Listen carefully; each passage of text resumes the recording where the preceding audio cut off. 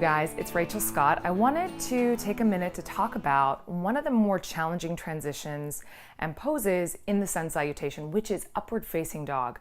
So many students that I know don't realize that they have access to do this pose safely and in a way that can support their lower back. So oftentimes they opt out and they just do cobra and they never realize that they can get there. So here's my way for teaching this pose, which activates students' core, activates their legs, and can oftentimes give them a pathway towards doing this pose in a way that's safe for their back.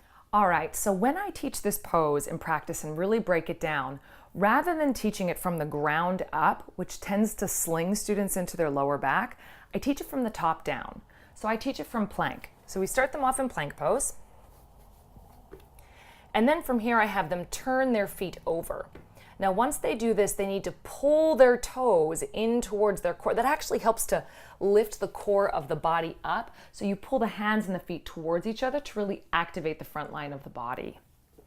Once we've got that, we start the back bend from the top down. So rather than starting it by lowering the hips, which is gonna put people in their low back, instead bend the elbows, widen the collarbones, pull the armpit chest forward, keep the legs super strong and pulling in, and then start to open the upper back from there.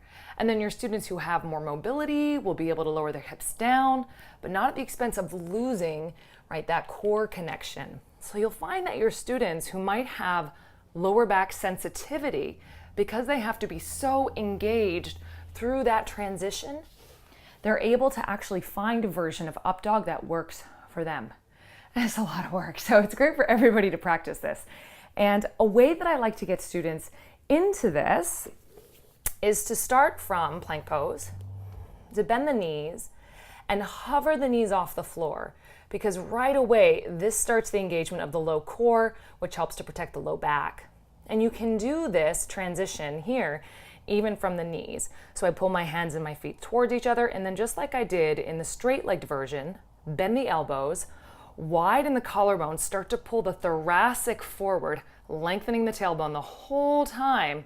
And again, I'm moving that back bend more into the upper back first, and then come on out of there.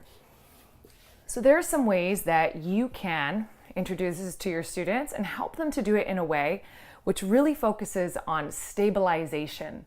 Because think about how many times we do a sun salutation in a yoga practice. So if you take a couple minutes and break this down at the beginning of the practice, they're going to start to integrate the strength of this transition every time they do sun salutations. And that's really going to help them get strong. And it's also going to train their body and educate their body on how to stay stable through the lumbar when they're working the upper back into more of that back bend and opening. So give it a try, give it to your students, and let me know how it goes.